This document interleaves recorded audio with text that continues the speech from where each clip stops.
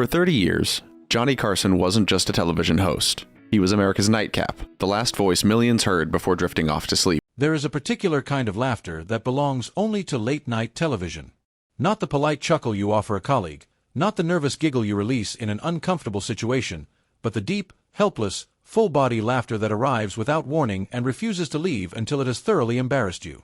For 30 years, from 1962 to 1992, Johnny Carson produced that laughter with a consistency that no one before him had managed and no one since has come close to matching.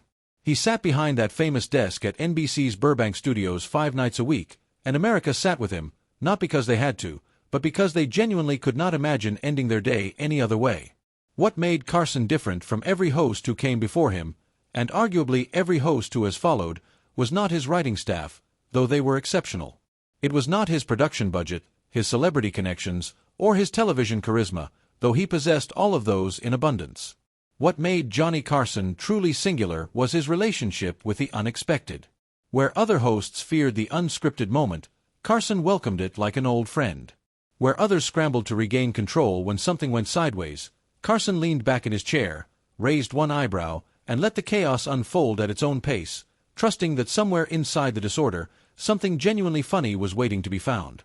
This is the story of the jokes, the moments, and the comedic collisions that defined that remarkable run.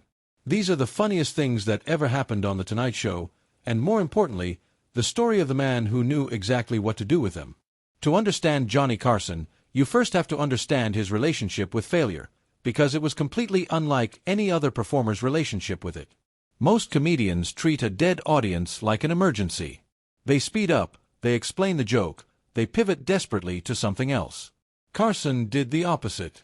When a joke died, and they died regularly over the course of 30 years, he treated the silence not as a problem to be solved, but as raw material to be shaped. The Tonight Show monologue was the opening statement of every broadcast, 8 to 10 minutes of topical humor delivered directly to the camera, written overnight by a team of writers working from that day's newspapers and evening news. It was inherently risky work. Political jokes depended on audience familiarity with current events. Celebrity jokes required that the subject was still relevant. Some nights everything landed. Other nights, particularly during slow news cycles or after holidays when audiences were distracted, entire sections of the monologue would simply vanish into silence. Carson had developed, over the course of his career, a complete arsenal of recovery techniques, each one more effective than the joke that had failed to land. His most famous move was the direct address. After a particularly flat punchline, he would pause for a beat longer than was comfortable, then look straight into the camera with an expression of absolute sincerity and say something like, "I'm telling you folks, they can't all be gems." The line itself was not particularly clever, but delivered in Carson's precise deadpan at exactly the right moment of silence, it consistently generated laughs far bigger than the original joke had any hope of producing. There was also the soft shoe, a vaudeville-inspired shuffle across the stage that Carson would deploy when the monologue was having a genuinely rough night. He would set down his note cards, begin humming tunelessly to himself, and perform this loose, shuffling little dance while the audience watched with delight. The beauty of the soft shoe was that it contained no joke at all. It was simply Carson acknowledging, through movement rather than words, that the evening had not gone according to plan, and somehow that honest acknowledgement was funnier than any punchline could have been. Audience members who attended tapings in the later years would occasionally hope for a struggling monologue specifically because they wanted to see the soft shoe. His verbal recovery lines became so famous that comedy writers still study them today. "I'm in show business, folks. I'll be here till Thursday. Try the veal." That line, a self-deprecating nod to the Borscht Belt comedy circuit of an earlier era, simultaneously acknowledged the bomb and repositioned Carson not as a television celebrity but as a working comedian grinding through a tough set. It invited the audience to sympathize with him rather than judge him, and it worked every single time. What Carson understood, at a level that few performers before or since have grasped, was that authenticity is funnier than perfection. An audience will forgive a bad joke instantly if the performer responds to it honestly.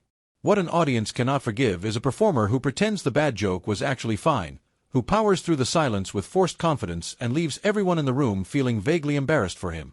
Carson never made his audience feel that discomfort, because he refused to pretend. He saw the failed joke exactly as clearly as they did, and he said so, and in doing so, he turned every bombing punchline into an opportunity for genuine connection.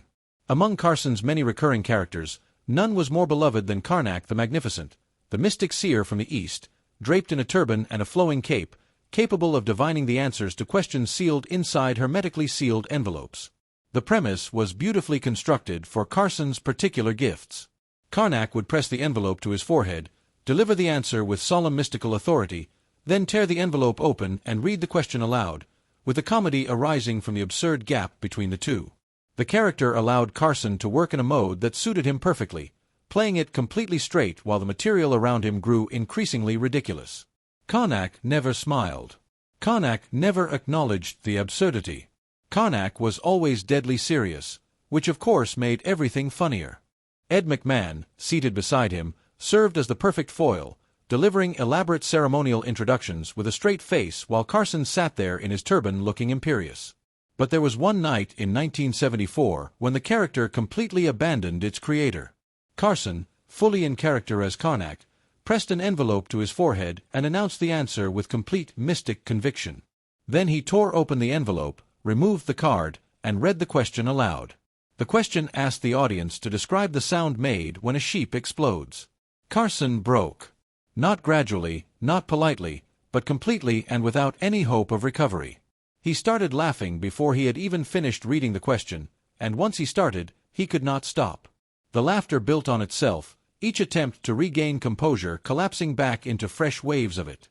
Ed McMahon's own booming laughter, which always operated at a volume that could be heard from the parking lot, made everything considerably worse.